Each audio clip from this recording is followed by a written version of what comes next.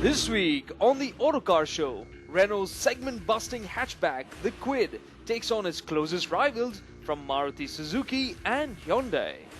Hormuz catches up with a superstar and his supercar.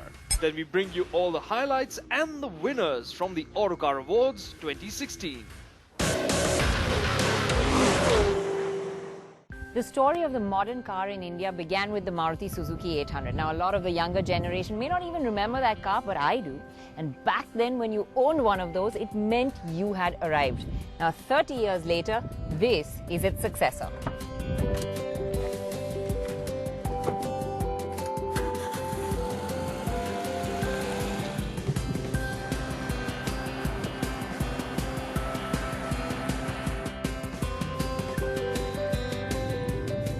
Under the hood, the Alto 800 is closely related to the original.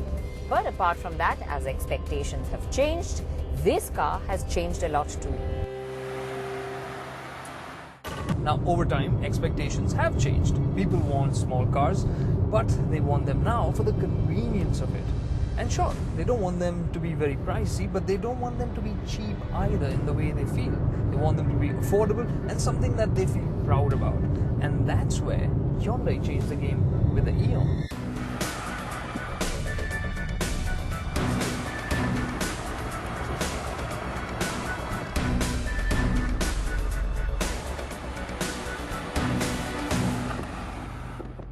Then there is this, the Renault Kwid.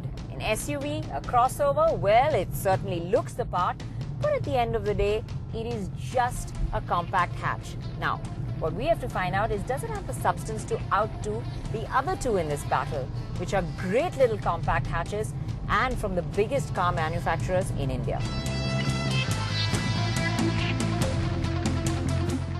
Can the Kwid better the hatchbacks from India's number 1 and 2 car makers? Well, the Kwid looks quite brash, but where it really matters, that's the engine department. It follows safely and sensibly in the footsteps of Maruti and Hyundai. Just like them, the Kwid uses a 3-cylinder engine with near 800 cc's of displacement. This comes mated to a 5-speed manual transmission. On its own, the performance of the feels quite adequate to keep pace with city traffic. On an open road, it feels at ease in the 90 to 100 km/h zone. But when driven back to back, it's a bit different. Now, you always expect the best out of the newest, but as far as performance goes, the Kwid really isn't the best. In fact, it does have the stutter that the other 3 cylinders have, but it's more pronounced. It's really hesitant and jerky to drive in traffic, especially when you're ambling around. And even when you put your foot down to get a little bit more, there really is nothing there. You do have to work the gears to get a move on. In terms of in-gear accelerations, the Kwid trails the Hyundai. But the Eon isn't the best here.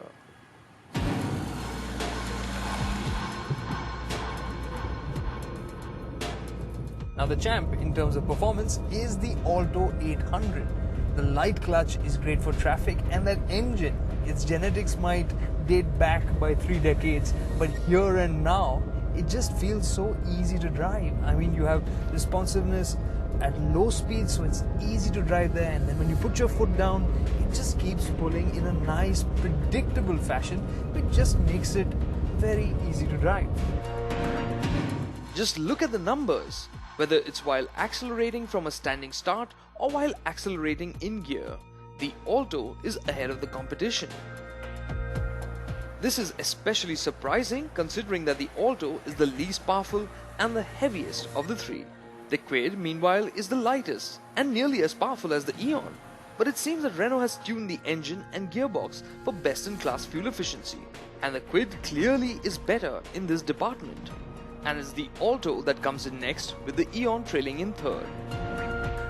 But there's one sensation that you just cannot escape when you sit inside the Alto, and that's just feeling like you sit at the bottom of the food chain, because you're really sitting that low. So when you're out on public roads and you have traffic going past you, especially if there's heavy traffic, you just feel like this really small fish in a pond full of whales. And the cabin won't make you feel much better either. The design, although updated, isn't very appealing. Instead, the lasting impression is of a sense of sturdiness. While a music system and Bluetooth connectivity is offered, the most notable addition to the Alto's list of equipments is that of a driver airbag, a feature that is also available on Hyundai's Eon. The Eon though feels more spacious and a lot more impressive than the Alto. The Eon came in and really changed the game, and it wasn't just in terms of the interior quality or the amount of features that it offered. It's also in terms of refinement. I mean, whether it's engine noise or the way the cabin is insulated, it is the most refined of the lot.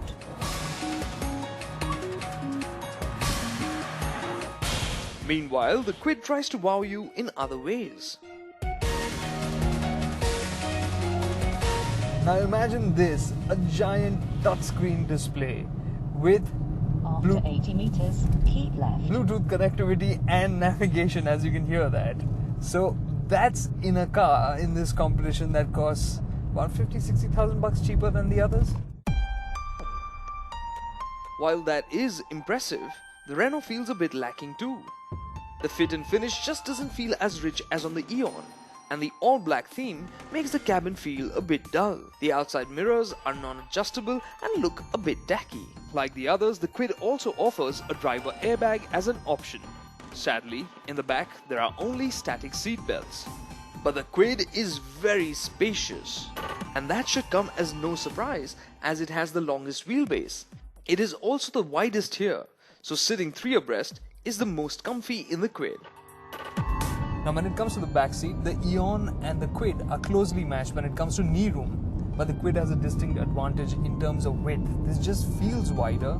Sitting 3 abreast will be easier here, and another thing is that you have a bigger window area here, so it feels more airy and you're sitting a bit higher. So all of it helps improve the experience for the passengers in the back seat. And that aside, the suspension just works better. Whether you're driving at slow speeds in the city, it'll absorb bumps better, or whether you're driving at higher speeds on the highway, it just feels more controlled, more composed, and hence more comfortable all round. The Kwid also ekes out an advantage as an all-rounder with its high-speed manners.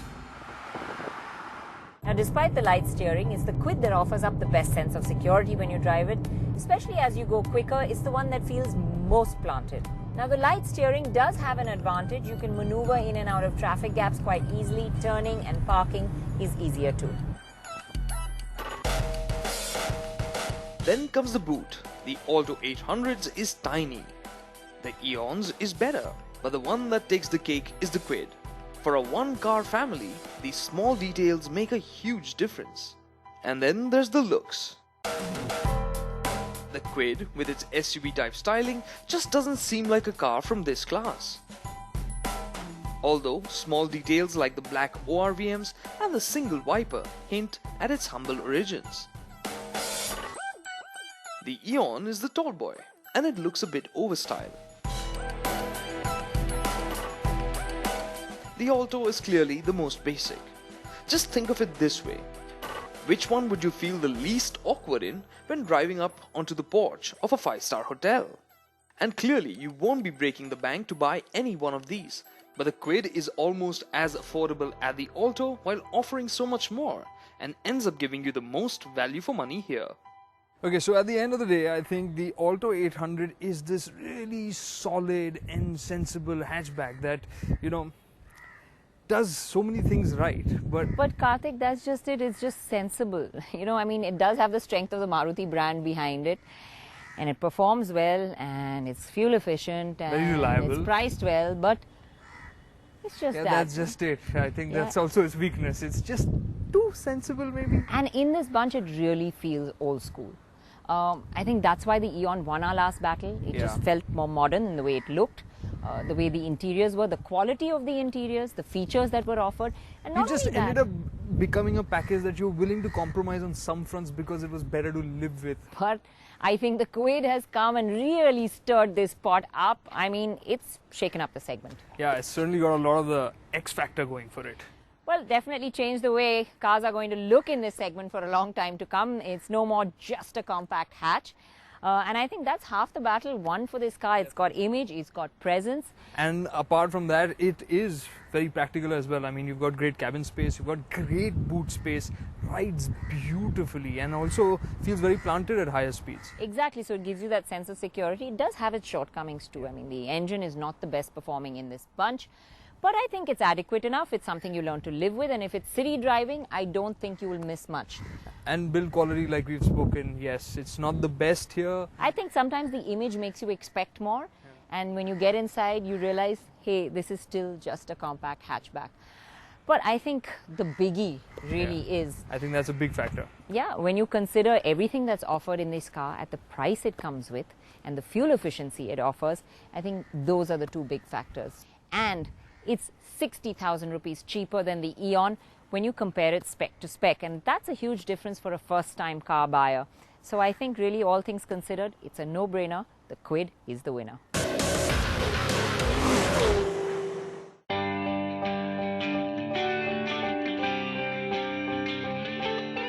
Well, as you can see, I'm in a BMW i8, and with this car, we've got a pretty special episode lined up. Now, it's not special because it's the i8, it's not special because it's all about carbon fiber or hybrid tech. It's special because of the owner of this particular i8. Now, the owner, he's quite a car buff. He's been driving for a long time. In fact, he loves driving, and he also happens to be the world's greatest batsman. Good morning, Sachin. Good morning. Look forward to going for the drive. Lovely. Great idea.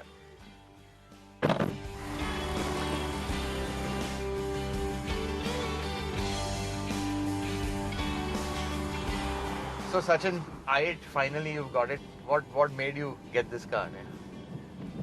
Almost, I remember in I think June or July, Yeah. you went gaga over this car. Yeah. And when I saw this car in Mission Impossible, that movie, Tom Cruise's movie, Yeah. I told BMW, I got to have this car. You know, when we drove together for that Autocar shoot in London, Yeah. that time we drove many cars, but you said you got to drive i8 to understand what handling is. And today I can, you know, compliment you for having recommended this car. So, but anyway, now that you've got it, have you been able to drive it much? I mean, obviously you keep quite busy as well. I've been busy, but I find time to drive cars, and it's given me unbelievable joy to drive this car. The handling is simply incredible, and I think handling has to do with how the battery is placed. Yeah, no it's center of very gravity. low, and Yeah. the center of gravity is really low. So the corners that you take, you can actually feel the handling. It's superb. A little bit on driving. Now, you've been pretty busy even after post-cricket, a lot of engagements and stuff like that. Typical drive for you, or the pleasure of a drive for you? I know it's early morning when there's no one to bother you. I consciously don't drive this car during traffic hours. Yeah. It's difficult because, you know, it's a traffic stopper, or rather I would say it controls the pace of the traffic. If you're going at 80 kilometers, everyone would be driving at 80 kilometers. You suddenly start driving at 40, everyone wants to drop down to 40. They Right. want to stay around the car. So it becomes slightly challenging. I mean, you're really nervous. You can't push it off. If there is too much traffic, then it becomes difficult to enjoy, because, you know, people want to come close to the car, sometimes even touch the car. Yeah. Which I'm not particularly fond of. They should not be touching the car. I'm extremely particular about my cars and the way they look and how they are maintained. No, I was even seeing when you had plugged it into the wall charger, you had very carefully put some kind of a cloth so that even the wire cloth. doesn't scrape the paint. I mean, touch the paint. Yeah, I'm OCD you are, I I'm think. particular about cars. Yeah, because, you know, I care about cars. I care Yeah. about cars, and it means a lot how they look, how they are maintained. So even my drivers, they both know that when it comes to car, they have to give 100%. And I'm particular. I keep telling them. And if I find the car is not clean, then I do it myself. And I love it. I mean, I think it's my passion, and also cleaning cars it's relaxing, extremely relaxing, and I am able to unwind myself cleaning cars.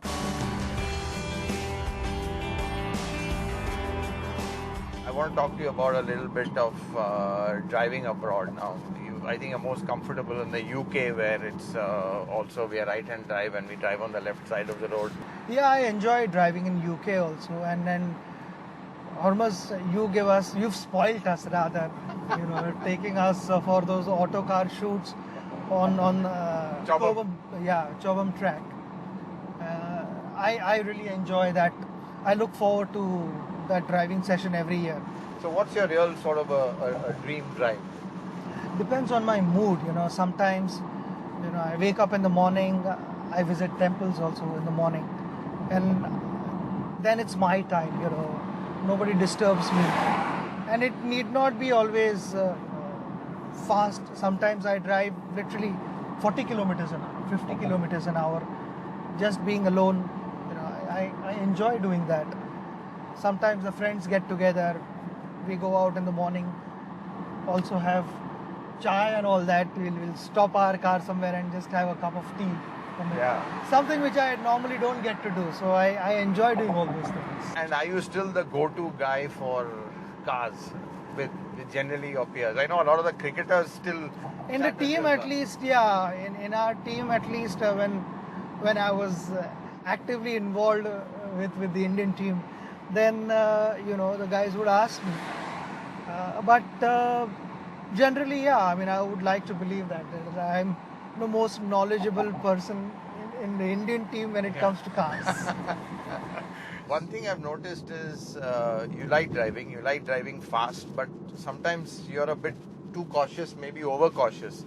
Is that because of who you are, you just don't want to take a chance, or are you just normally like that? Yeah? I think accidents take place like that only, when you feel that nothing can go wrong. And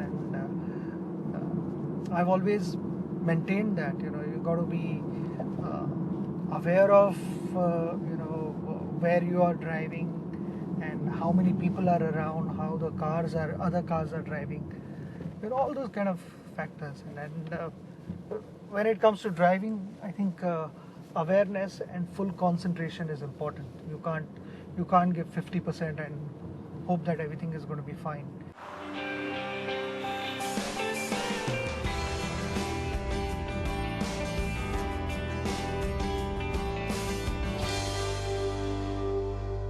Sachin, that was really a wonderful drive. Thanks so much. Really enjoyed the car, and I think what fascinates me is really your knowledge of cars and the detail to which you go into. So I'm passionate about cars. I know that. And I think life after cricket, you've always said you want to spend more time driving, enjoying your cars. Is that happening, or is life still too busy for that? I get time to drive cars, but I'd like to, give myself more time to drive cars. Well, I hope I can join you for more such drives, I look forward and maybe a really long one. Love Thanks it. very much. Thank you so much.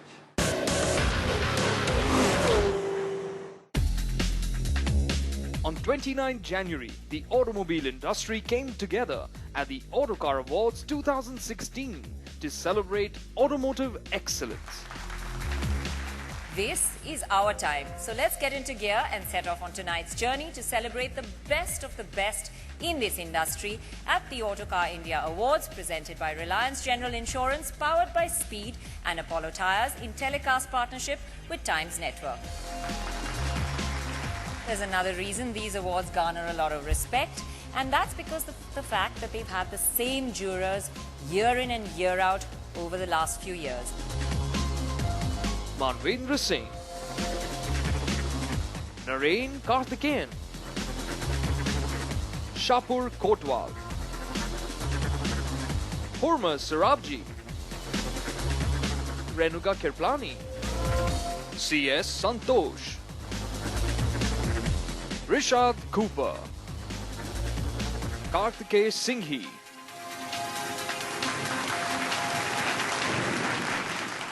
Our next category is for the best import bike of the year. And the award goes to the Triumph Tiger 800 XCX.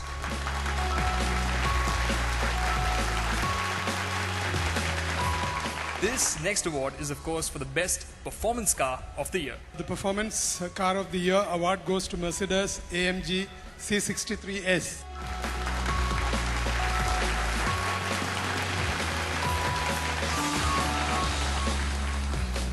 This is the premium hatchback of the year. The award goes to Maruti Suzuki Baleno.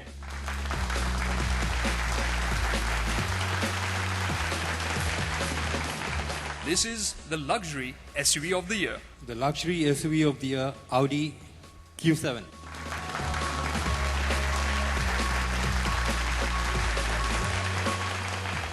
This is the award for the two-wheeler, let's put it that way, that really stood out, the one that shook things up. The bike of the year is Bajaj Pulsar RS 200.